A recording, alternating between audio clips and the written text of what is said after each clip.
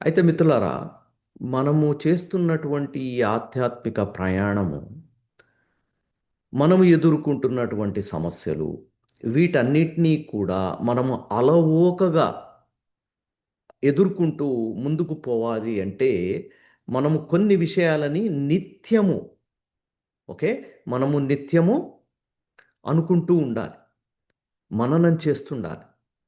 Okay. మననం చేస్తూ ఉండటం అన్నట్టు. అంటే ఎప్పుడు అనుకుంటూ ఉంటే మనకు ఆ యొక్క ఎరుక స్థితి వస్తుంది. ఏంటి అంటే మనం ఎదుర్కొంటున్నటువంటి సమస్యలు అన్నీ కూడా పూర్వజన్మ కృతం పాపం సమస్య రూపేణ పీడితం. ఓకే. పూర్వజన్మ కృతం పాపం సమస్య రూపేణ పీడితం. అంటే మనము ఎదుర్కొంటున్నటువంటి సమస్య ఒకానొక జన్మలో మనము చేసినటువంటి పాపాలు. సో కాబట్టి ఇక్కడ మనం ఎవరిని నిందించడానికి వీల్లేదు.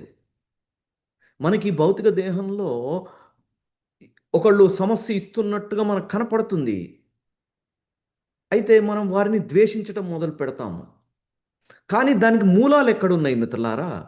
పూర్వజన్మ కృతం పాపం. అంటే మనము ఒకానొక జన్మలో చేసినటువంటి పాపాలకు ఈనాడు సమస్య రూపంలో మనం అనుభవిస్తున్నాము. చూడండి ఎంత ఈజీగా చెప్పేశారు అది మనకు. ఆ క్లారిటీ ఒకటి తెచ్చుకోండి.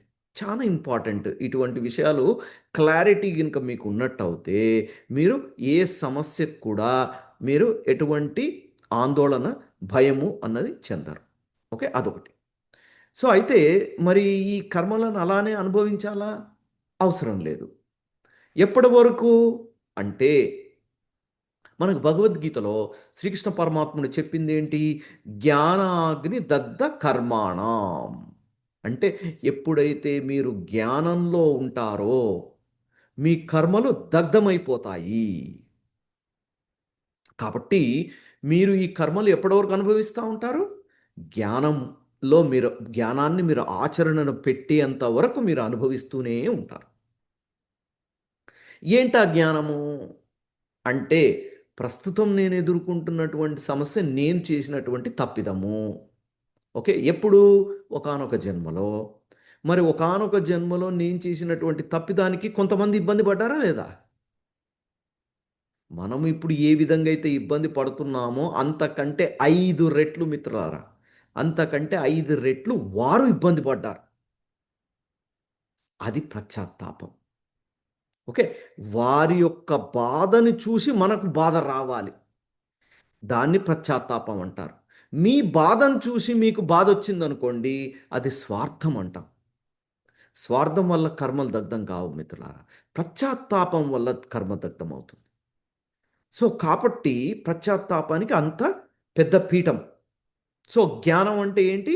పశ్చాత్తాపము, పరివర్తన. అంటే ఇప్పుడు ఈనాడు ఈ జీవితంలో ఎటువంటి సరికాని పనులు చేయకుండగా మనము మంచి మార్గంలో ఉన్నాము, ధ్యాన మార్గంలో ఉన్నాము, జ్ఞాన మార్గంలో ఉన్నాము, అద్భుతమైనటువంటి ప్రయాణం చేస్తున్నాము, నలుగురికి సహాయపడుతున్నాము. కాబట్టి అదంతా పరివర్తన. ఓకే. పశ్చాత్తాపం అంటే ఏంటి? నేను తప్పు చేశాను. నా సమస్యకు నేనే కారణం. ఒకానొక జన్మలో నేను చేసిన దాన్ని ఇప్పుడు అనుభవిస్తున్నాను. కాబట్టి తప్పు చేసింది నేను అని అంగీకరించటం. ఆ తర్వాత ఎవరెవరినైతే మనం ఇబ్బంది పెట్టామో ఆ కర్మ చేసి వారందరికీ కూడా మనము క్షమాపణను కోరుకోవటం. అది పశ్చాత్తాపం. పరివర్తన అంటే ఏంటి? ఇంక ఇటువంటివి నేను ఇంక నా నా నా యొక్క జీవితం అంటే మన యొక్క ఆత్మ ప్రయాణాల్లో నేనెప్పుడూ చేయను. ఎందుకు? మంచి ధ్యానంలో ఉన్నాను, జ్ఞానంలో ఉన్నా, సజ్జన సాంగత్యం చేసుకుంటున్నాను. కాబట్టి పరివర్తనలో ఉన్నాను. మూడవదేంటి? ప్రాయశ్చిత్తం.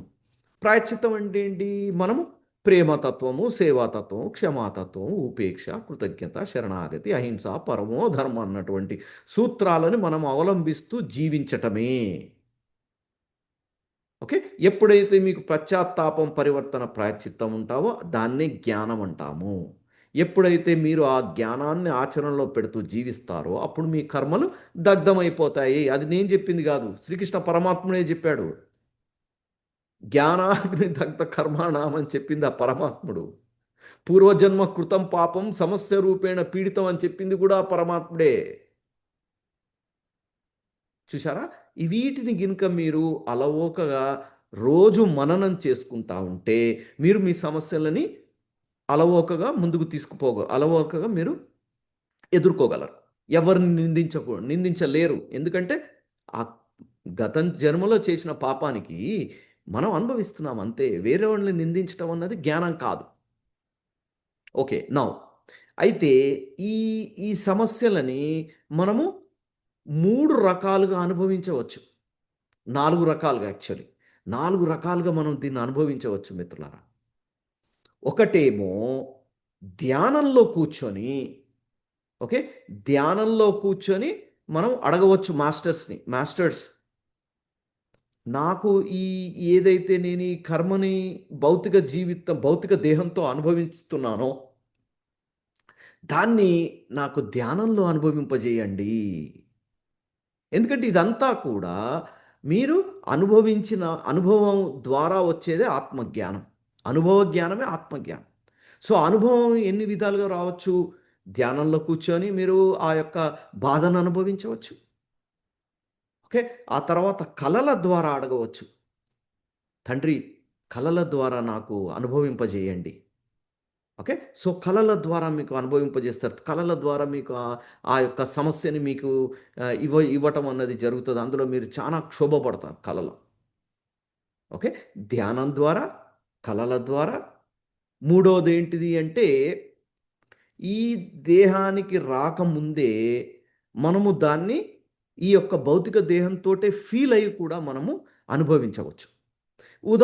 మూడో దానికి ఉదాహరణ చెప్తాను నేను. ఆ ఉదాహరణ ఏంటంటే మన కంపెనీలో లే ఆఫ్స్ అయితా ఉన్నాయనుకోండి. అంటే ఉద్యోగాలు తీసేస్తున్నారు అని చెప్పారు. ఎవరికి తీసేస్తున్నారన్నది ఇంకా చెప్పనే లేదు మనకు. కానీ మనం ఏమనుకుంటున్నాము, ఓహ్! మనకవుతుందేమో అన్నటువంటి భయానికి, ఆందోళనకి గురవుతా ఉంటాం. అదొక టైప్ ఆఫ్ అనుభవమే. ఓకే. అటువంటి అనుభవం వచ్చినప్పుడు ఇమ్మీడియేట్‌లీ మీరు నేనేదో కర్మ జేశాను. నాకేదో కర్మ వస్తుంది. కాబట్టి ఇక్కడ నేను నాకు అని కాకుండా కూడా నేను అనుభవిస్తున్నాను. కాబట్టి ఇది నిజం కాకూడదు. ఆ! నేను తప్పే జేశాను. క్షమించండి అని పశ్చాత్తాపం, పరివర్తన, ప్రాయశ్చిత్తం. కర్మ విపాక ప్రక్రియ గనుక మీరు జేసుకున్నట్టయితే అది కూడా ఒక అనుభవం కిందకే వస్తుంది. ఇక నాలుగోది ఈ భౌతిక దేహంతో అనుభవించడం. రైట్?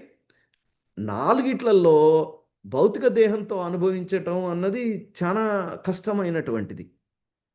కాబట్టి దాని బదులు మిగతా ప్రత్యామ్నాయాలున్నాయి. అన్నిట్లో కంటే అద్భుతమైనటువంటి ఆల్టర్‌నేటివ్ ఏంటి అంటే కలల ద్వారా జ్ఞానం. అందుకే నేనెప్పుడు చెప్తుంటాను కలల ద్వారా జ్ఞానం ప్రాక్టీస్ చేయండి. కలల ద్వారా మీరు అనుభవించండి. దాని ద్వారా అయితే మీకు అలవోకగా వెళ్ళిపోతుంది. కానీ ఇవన్నీ గూడా ఎప్పుడు దగ్ధమైతాయి మిత్రులారా? మీరు అనుభవిస్తూనే ఉంటారు. కానీ ఎప్పుడు ఆ అనుభవం ఆగిపోతుంది? జ్ఞానాగ్ని దగ్ధ కర్మాణం. రైట్? మీరు జ్ఞానాన్ని ఆచరణలో పెట్టాలి. మీ దైనందిక జీవితంలో మీరు జ్ఞానాన్ని ఆచరణలోకి పెట్టకపోతే, మీరు ఈ 4 విధాలుగా మీకు ఏదైతే అనుభవం ఉన్నదో, ఆ అనుభవం ద్వారా కర్మ దగ్ధం గాదు. మీరు అనుభవిస్తూనే ఉంటారు. కలలల్లో అనుభవిస్తూనే ఉంటారు. అనుభవిస్తూనే ఉంటారు. ఇక కొంత సమయం అయిన తర్వాత ఆ భగవంతుడు ఏం చేస్తాడంటే, లేదు వీడికి మీరు గినుక జ్ఞానాన్ని ఆచరణలో పెట్టలేదనుకోండి, వీనికి కలలో జ్ఞానం ఇచ్చేది లాభం లేదు వీనికి, శరీరంలోనే ఇవ్వాలి అని చెప్పేసి మీకు డైరెక్ట్‌గా మీకు శరీరం ద్వారా అనుభవించటమే ఒక్కటే ఆప్షన్ ఇస్తాడు అంతే. చూడండి ఎంత సులువైనటువంటి మార్గాలు మనకిచ్చారు. వీటిని అవగాహన చేసుకొని at the end of the డేలో మనం చేయాల్సిందేంటిది? జ్ఞానాన్ని ఆచరణలో పెట్టాలి. జ్ఞానాన్ని ఆచరణలో పెట్టాలంటే పశ్చాత్తాపం, పరివర్తన, ప్రాయశ్చిత్తము.